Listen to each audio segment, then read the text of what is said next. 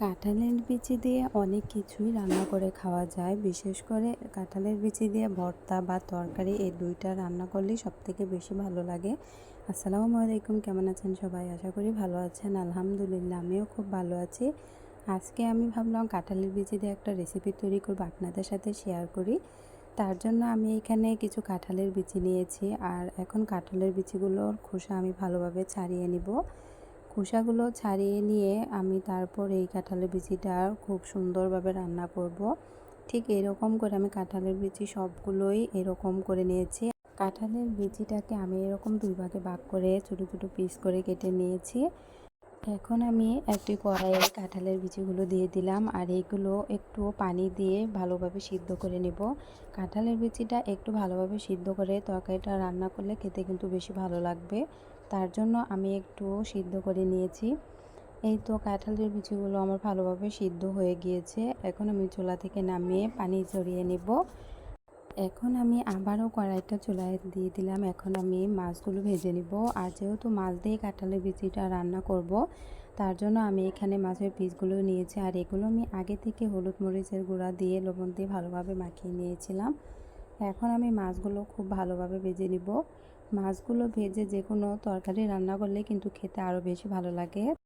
আমি সবসময়ই তরকারি রান্নার সময় মাছগুলো ভেজে রান্না করি, আর আমার কাছে মনে হয় মাছগুলো ভেজে যে কোনো তরকারি রান্না করলে খেতে কিন্তু বেশি ভালো লাগে।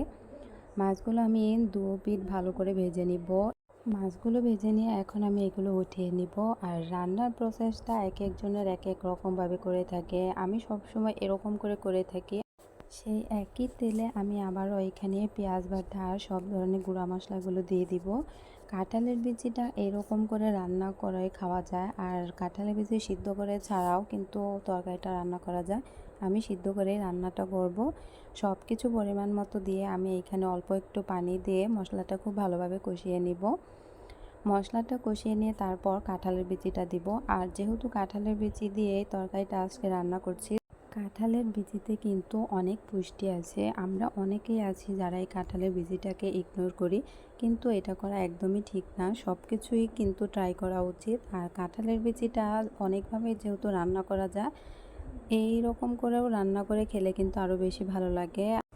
মশলাটা ভালোভাবে কষিয়ে নিয়ে কাঁঠালের বিচিটা দিয়েছিলাম, আর তারপর এখানে আমি কাঁঠালের বিচিটা কষানোর জন্য আমি আরেকটু পানি দিয়ে দিলাম। পানি দিয়ে এখন আমি সব কিছু ভালোভাবে কষিয়ে নিব। কষানোর পর আমি এখানে পরিমাণ মতো ঝোলটা অ্যাড করব।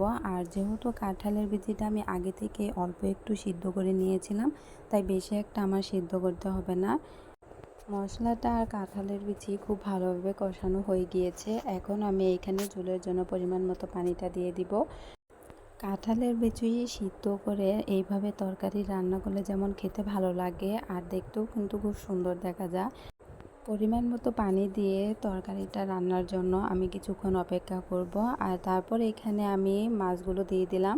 মাছগুলো দিয়ে এখন আমি ঢাকনা দিয়ে ঢেকে দিব রান্নাটা শেষ হওয়া পর্যন্ত।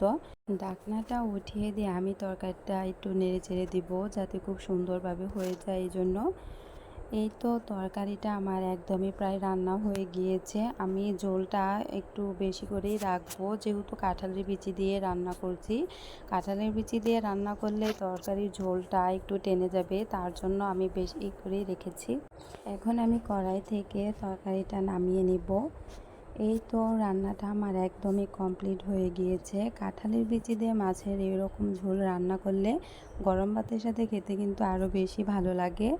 আজকে আমার এই রেসিপির ভিডিওটা আপনাদের কাছে কেমন লাগলো অবশ্যই লাইক কমেন্ট করে জানাবেন। আর আমার চ্যানেলে নতুন নতুন ভিডিও পেতে আমার চ্যানেলটি সাবস্ক্রাইব করে আমার পাশে থাকবেন। আল্লাহ হাফেজ।